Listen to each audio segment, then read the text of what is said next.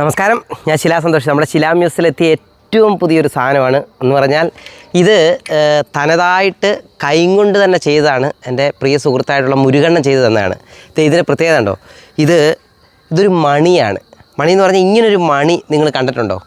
ഇതൊരു താമരപ്പൂവിൻ്റെ കൂട്ടുള്ളൊരു മണിയാണ്. ഇതിൻ്റെ വലിയൊരു പ്രത്യേകത എന്ന് പറഞ്ഞാൽ ഇത് അടിക്കുന്നുണ്ടോ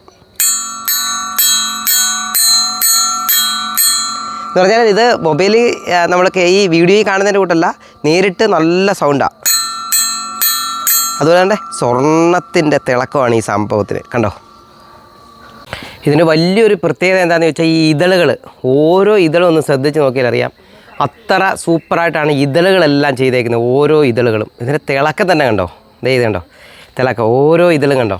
അത് കഴിഞ്ഞിട്ട് ഇവിടെ ഇങ്ങോട്ട് പോകുമ്പോൾ ഇവിടെ ഒരു വർക്കുണ്ട്, അവൻ്റെ തുടക്കത്തിൽ തന്നെ ഒരു വർക്കുണ്ട്. അത് കഴിഞ്ഞാൽ മേപ്പോട്ട് പോയി കഴിഞ്ഞാൽ ശരിക്കും ഇതെല്ലാം കൈകൊണ്ട് തന്നെ ചെയ്ത സാധനമാണ്. മെഴുകിൽ വാർത്തെടുത്തിട്ട് നമ്മളെടുത്തൊരു സാധനമാണ്. ഇത് കണ്ടോ, അതിൻ്റെ കൊളുത്ത് കണ്ടോ, കൊളുത്തൊക്കെ നല്ല അടിപൊളിയായിട്ടാണ് ചെയ്തേക്കുന്നത്. കണ്ടോ, കൊളുത്തൊക്കെ നല്ല സെറ്റപ്പാണ്. ഇത് കണ്ടോ, ഇതാണ്.